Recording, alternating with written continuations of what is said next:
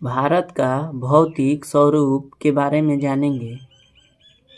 जैसा कि आप जानते हैं कि भारत विभिन्न स्थल क्रियाओं वाला एक विशाल देश है।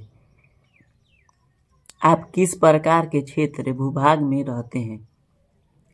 यदि आप मैदानी क्षेत्र में रहते हैं तो आप वहां के दूर तक फैले विशाल मैदानों से परिचित होंगे, और यदि पर्वतीय क्षेत्र में के निवासी हैं तो आप पर्वतीय ढलानों और घाटियों से भली भांति परिचित होंगे।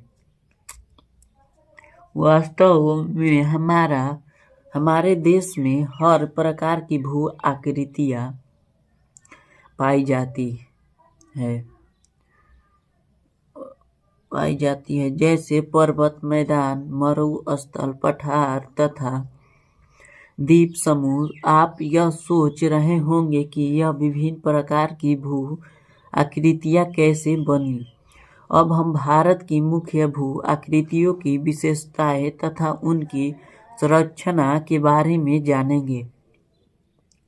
यहाँ विभिन्न प्रकार की शैलें पाई जाती है, जिनमें से कुछ संगमरमर की तरह कठोर होती है, जिसका प्रयोग ताजमहल के निर्माण में हुआ है।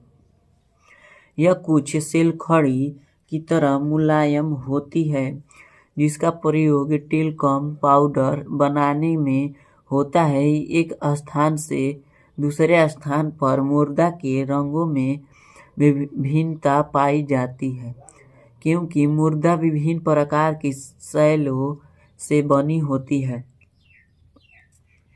क्या आपने कभी इन विविधताओं के कारणों के बारे में सोचा है? इनमें से अधिकतर विविधताएं शैलों के नाम निर्माण में विभिन्नता के कारण होती है। भारत एक विशाल भूभाग है। इसका निर्माण विभिन्न भूगर्भीय कालों के दौरान हुआ है, जिसने इसके उच्चावचों को प्रभावित किया है।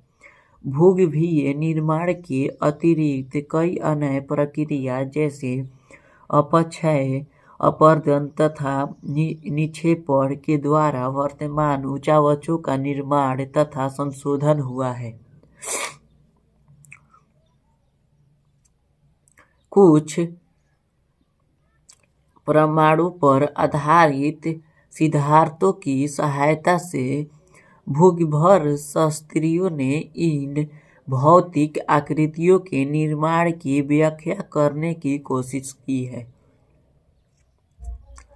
इसी तरह का एक सर्वमान्य सिद्धांत प्लेट विवर्तनिक का सिद्धांत है। इस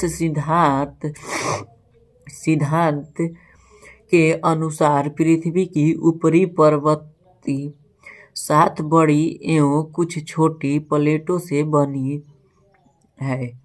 चित्र 2.2 प्लेटों की गति के कारण प्लेटों के अंदर एवं ऊपर की ओर स्थित महाद्वीपीय शैलों में दबाव उत्पन्न होता है।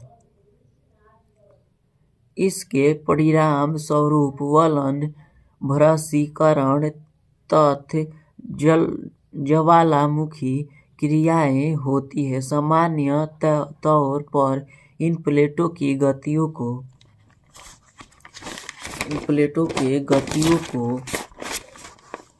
3 वर्गों में विभाजित किया गया है।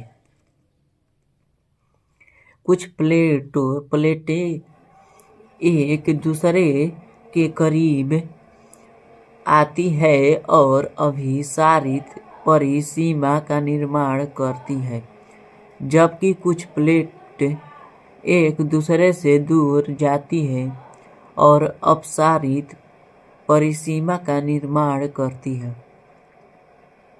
जब 2 प्लेट एक दूसरे के करीब आती है, तब या तो वे टकराकर टूट सकती है या एक प्लेट फिसलकर दूसरी प्लेट के नीचे जा सकती है। कभी कभी वे एक दूसरे के साथ क्षैतिज दिशा में भी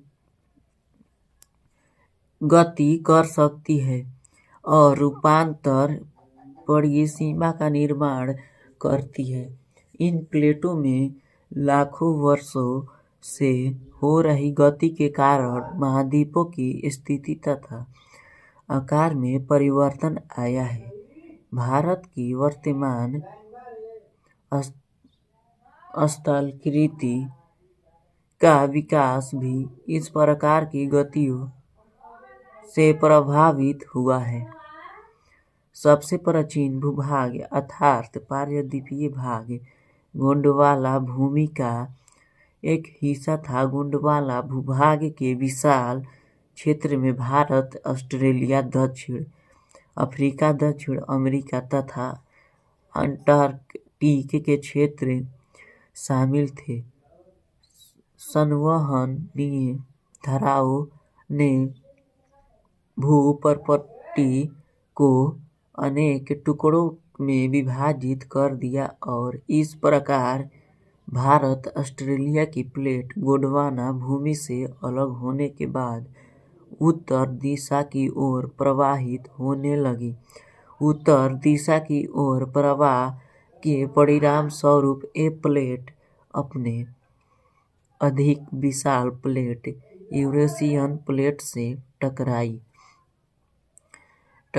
इस टकराव के कारण इन दोनों प्लेटों के बीच स्थित ठेठीस भू-अभिनति के अवसादी चट्टान वलित होकर हिमालय तथा पश्चिम एशिया की पर्वतीय श्रृंखला के रूप में विकसित हो गए।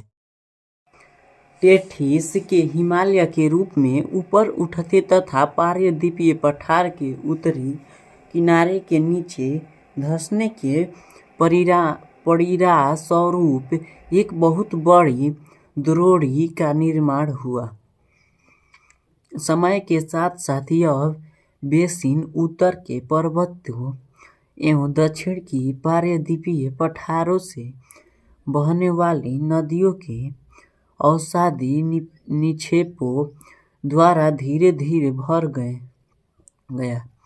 इस प्रकार जलोढ़ निक्षेपों से निर्मित एक विस्तृत समतल भूभाग भारत के उत्तरी मैदान के रूप में विकसित हो गया। भारत की भूमि बहुत अधिक भौतिक विभिन्नताओं को दर्शाती है।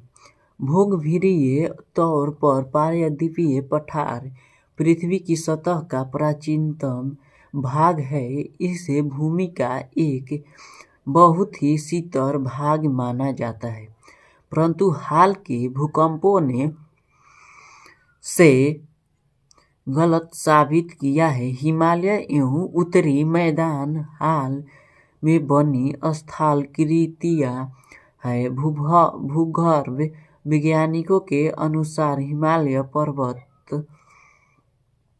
एक अस्थिर भाग है। हिमालय के पूरी पर्वत श्रृंखला एक युवा स्थलाकृति को दर्शाती है, जिसमें ऊंचे शिखर, गहरी घाटियां तथा तेज बहने वाली नदियां हैं। उत्तरी मैदान जलोढ़ निक्षेपों से बने हैं। पारदीपीय पठार आग्नेय तथा रूपांतरित शैलों वाली कम ऊंची पहाड़ियों एवं चौड़ी घाटियों से बना है।